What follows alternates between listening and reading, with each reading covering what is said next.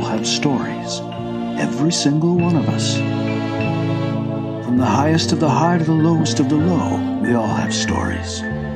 Exploring the world for the greatest stories of all time. Hello and welcome. You're listening to the Aron O'Dowd Show. The Aron O'Dowd Show. Our soul is the screen upon which we project our dreams. What's your story? Hello and welcome. Good evening, good afternoon, and good morning to all. It's that time of the week where it's the Aron O'Dowd Show, and make sure to comment, subscribe, and smash that like button because it helps the old algorithm get the show to millions of people. Every once in a while, we come across people who have insights that don't inform us, transform us. Today, we are presented with a visionary of Dr. Anneli Driessen, who has shaped leaders, empowering minds, and defining the essence of success. Hello and welcome to the show, Anneli. How are you doing? I'm doing very well, thank you. Good to see you again. Likewise. Anneli, take us back to that moment when you realized I want to become a leader. Oh, interesting question. I never really thought about becoming a leader. What I recall is that when I was a leader in a fairly large company, I went through some major betrayal. And I made it through, and I promised to myself, that was a long time ago, that I want to find a way to serve leaders so that they never have to go through what I went through. And at that time, I was about 30 years old. I didn't know that there was something like coaching that had not been established. But I made a deep commitment that I wanted to help anyone who has the responsibility to lead a team. And my whole life has been around that, and leadership has been expanding, not just to people who run teams, but also leadership for oneself. And when you were growing up as a child, were you wanting to be a leader? No, never really thought much about it. I just was one. I was a class speaker. I was leading a group of girls and women, in church. I just happened to roll into leadership like early on in my life, even as early as kindergarten. I recall when the Fräulein had to go to the bathroom, she would say, Anneli, you pay attention to everyone while I'm gone for a few minutes. I didn't remember that until later, but when I looked at my life, there were so many incidences where I was part of a leadership team, or I just was assigned some leadership role. And were your parents leaders in your life in any way? My father was. My father was a businessman. He was a roofer and plumber, and we had about 20, 25 men employed. So I grew up with men. And from him, really, I learned a lot about leadership. What later on I learned in seminars, I thought, well, it just makes so much sense. Why do they make seminars out of this? My father did it quite naturally, and he had employees like for many years, for some of them all their adult lives. And so he knew something about nurturing, about leading, about not elevating himself above everyone else. He just did so many things naturally that I picked up that I didn't realize until I was much older. What was the biggest challenge you had to overcome in your leadership? My biggest challenges? Yes. I made mistakes. One of the mistakes I made, I recall, was that I shared in some ways too many things about myself, about what I was going through with my team, and that backfired. I know that they talk a lot today about being vulnerable and being transparent and all that. That is true.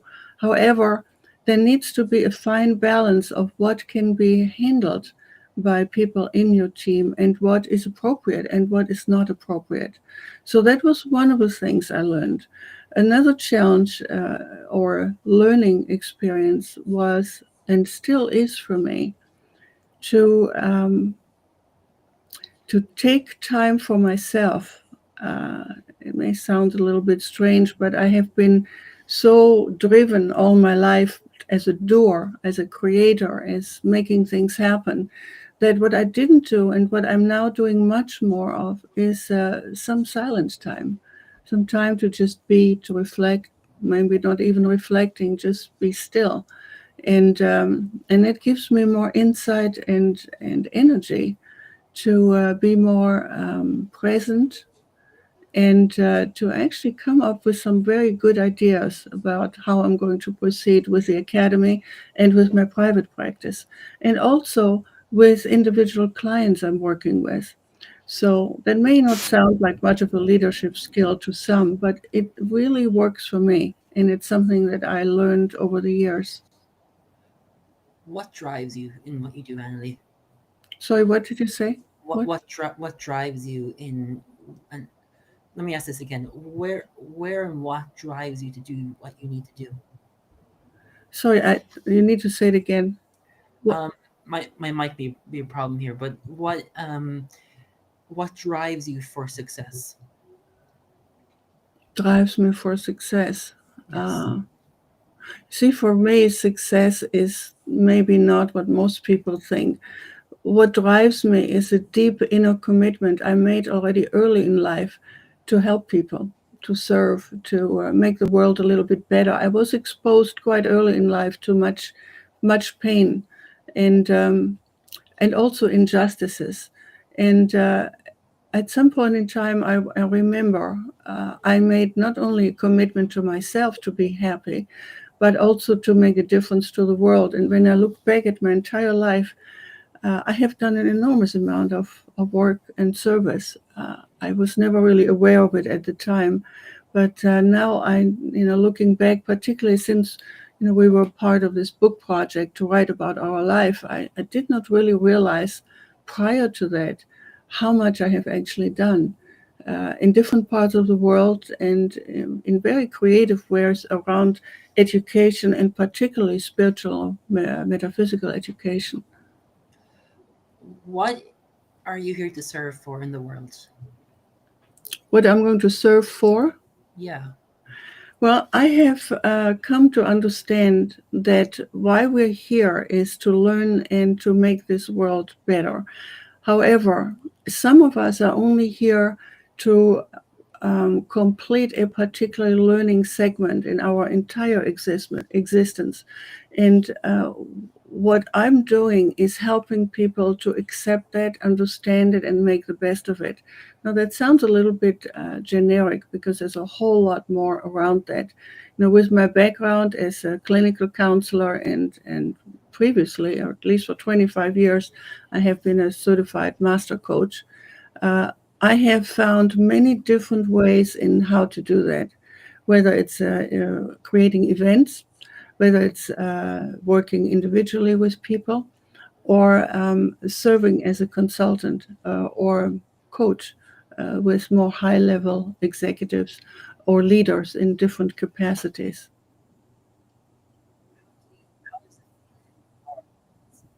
Now you're fading. I cannot hear you. Okay, let me get closer. Yeah, that works fine. Cool. How does it feel to empower people's minds in the service you do?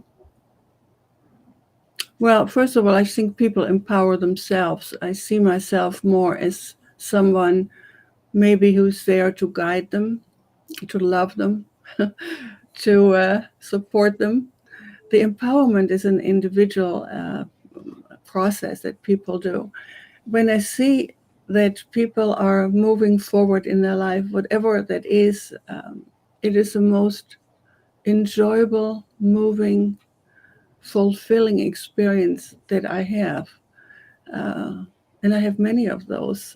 We had a flood a few years ago here at the house, and I found two boxes I had forgotten about, and they were filled with cards, thank you cards of people. I totally had forgotten. They were all wet. I had to throw them away. But before I threw them away, I had a look at them, and I had forgotten. There were so many people I didn't remember.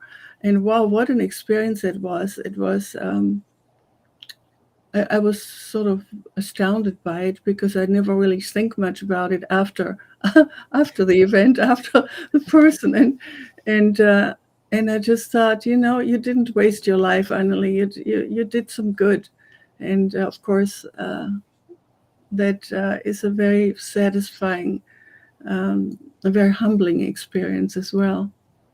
Did you ever did you ever think that your life was a waste? That I what? Did you ever think that your life was a waste of time or a waste of effort or a failure? No, absolutely not. I just always think I don't have enough time to do everything that I want to do.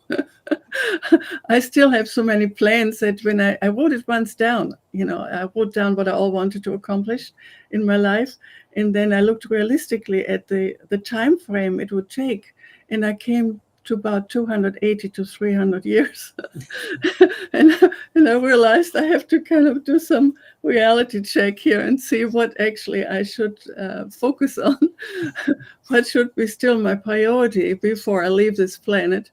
And so that was also a very sort of humbling and embarrassing experience in a way that I thought I could just do so much more than I can. But yeah, that's really my best answer I can give you.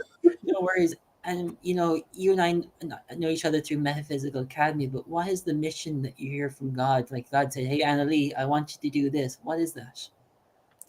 Well, that's a very good but also very intimate question. And that may not come across, my answer may not come across very, very welcome by some people, but I will tell you, I know that before I incarnated here, I gave a promise to do God's work here.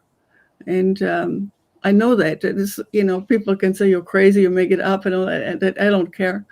I just know that. And I remembered this years ago. And I asked for guidance and on my journey, and I have been getting it. It was not an easy one at times, but that's what I do. That's what I'm here for. That's it.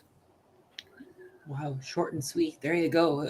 She's here to do stuff, but yet she's on a mission to change people's lives and empower them at the same time, right? Well, yeah, I think, yeah, that could be a way to word it. But you see, my focus much has been much on education too. I know that if we want to, if we want to really advance spiritually and recognize why we are here, we need to also have some knowledge. People dabble around in metaphysics right now. I called it recently pop metaphysics, where people are very much at the periphery, deal with this over here, this over there, and it's just this big melting pot of something. But it's often very incorrect and confusing and leading people into wrong directions. So the establishment of the International Metaphysical Academy has been a major contribution on my part, with thousands of documents that I acquired and translated and share in this very comprehensive program that I have. And I know that the true information, the truth about things, which is always highly questionable, because as humans we never probably will have the 100% truth about life and everything, but we have the privilege of having a vast body of knowledge that we share. And I know from feedback from students who made that commitment to acquire this knowledge, their life changed, and they have gained more inner confidence, acceptance of life, enjoyment of life, uh, really deep gratitude about having this opportunity to do what we need to do this time around, regardless of the pains, regardless of the challenges, of the payments, so to speak, the losses, and all these experiences that many people, probably most people, will go through at one point or another, has been phenomenal. And that is just so fulfilling to me when I experience that and see how their life changed in a way, and how they deal with their own relationship with themselves, their families, their work, their health issues, perhaps. It's just phenomenal, and I'm just very grateful and feel very privileged that I'm a little part of that.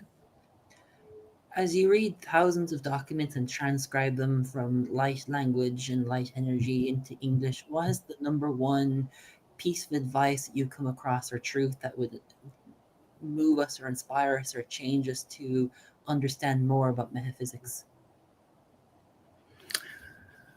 Okay, that is a very complex question, and I could talk a lot about it. One of the things that I will offer as an answer is that I was encouraged when we were writing this book about hard knocks to summarize some of the key learnings or concepts that we would like to share with the world. And I came up with a very simple simple one, and I call it TLC. Now, TLC at the periphery is of course tender loving care, which is a sort of a nice thing. But the T is for truth, and that is making a commitment to acquire truthful knowledge in whatever way we can.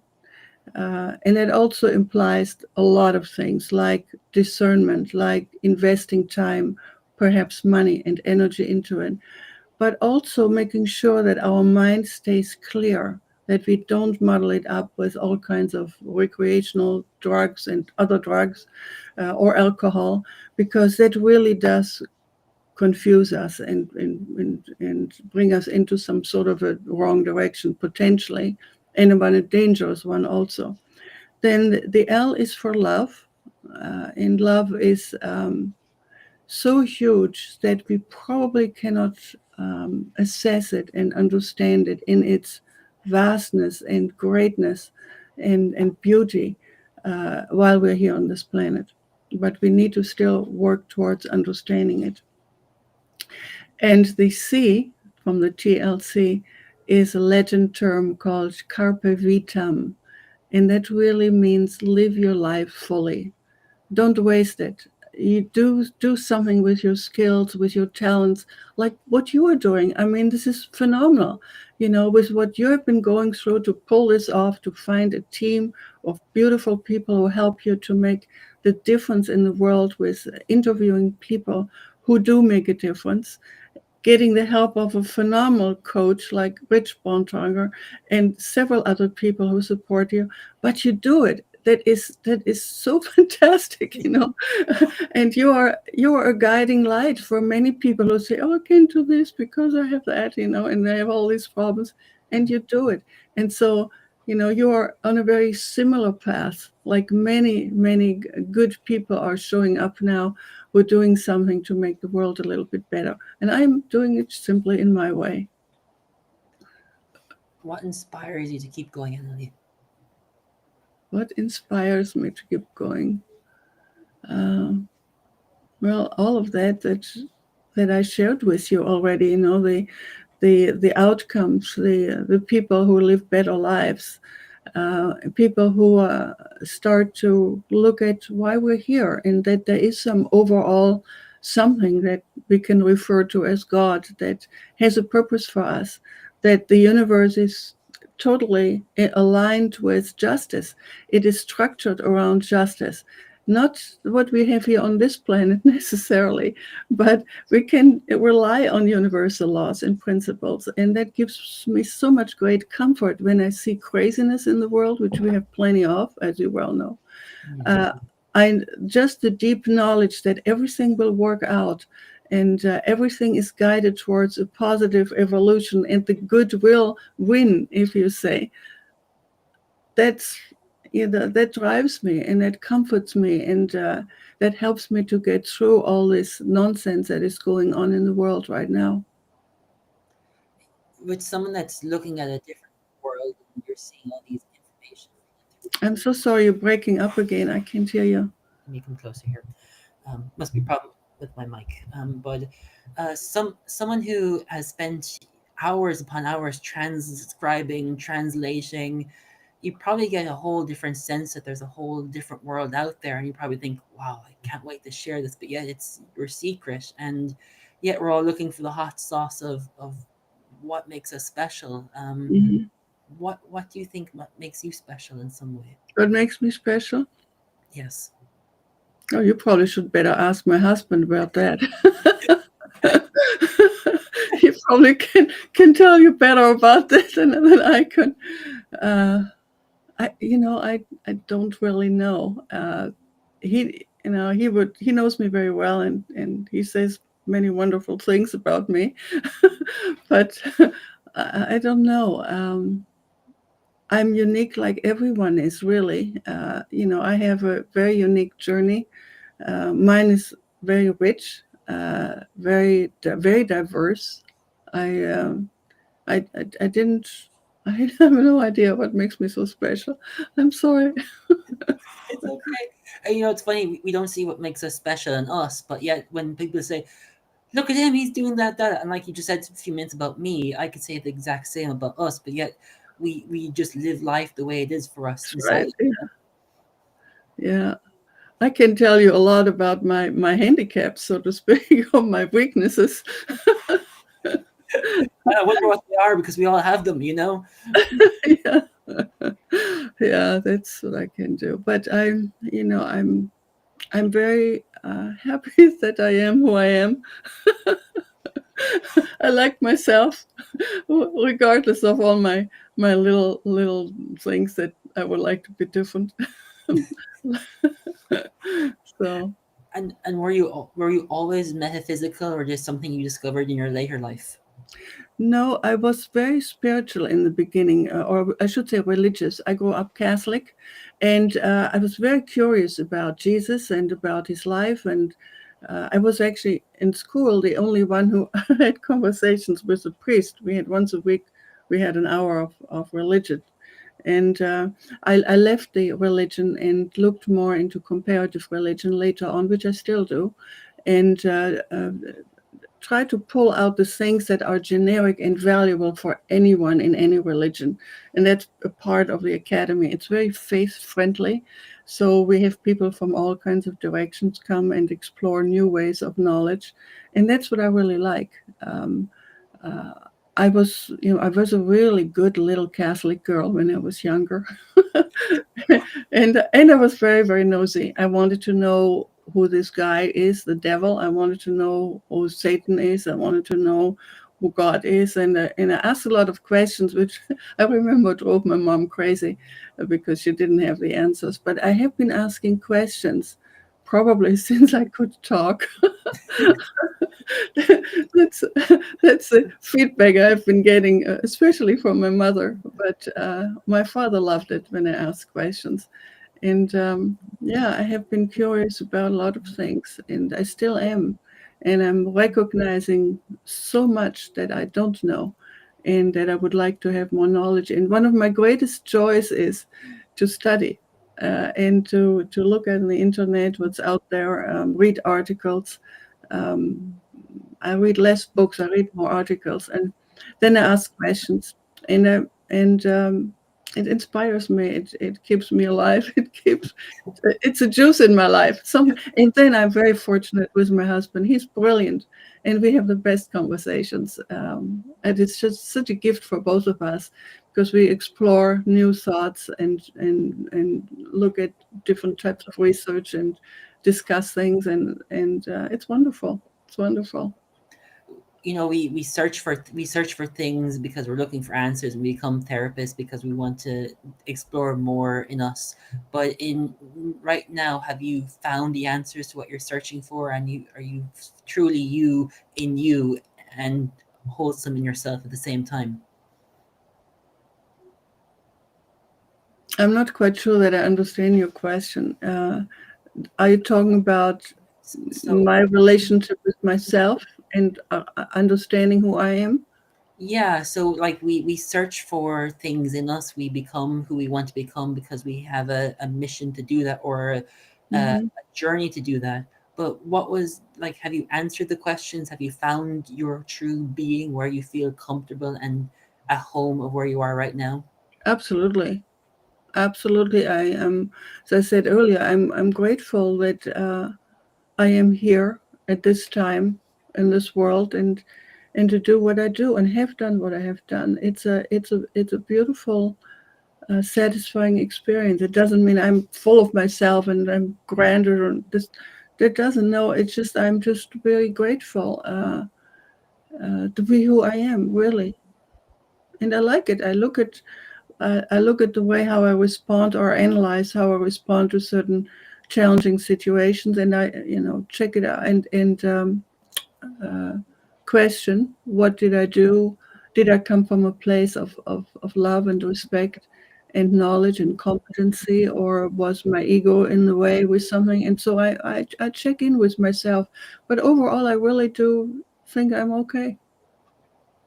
When you get to the party gates, Anneli, and your job is done here on this planet, I wonder what will come out and what will be the answers of all the questions you've been searching for. Again, sorry, I didn't hear. Did you say that again? So, when your journey's finished and you're at the party gates and you're getting your review of, gee, that was a great life. I wonder what that conversation would be like, That's what I'm aiming for. Definitely.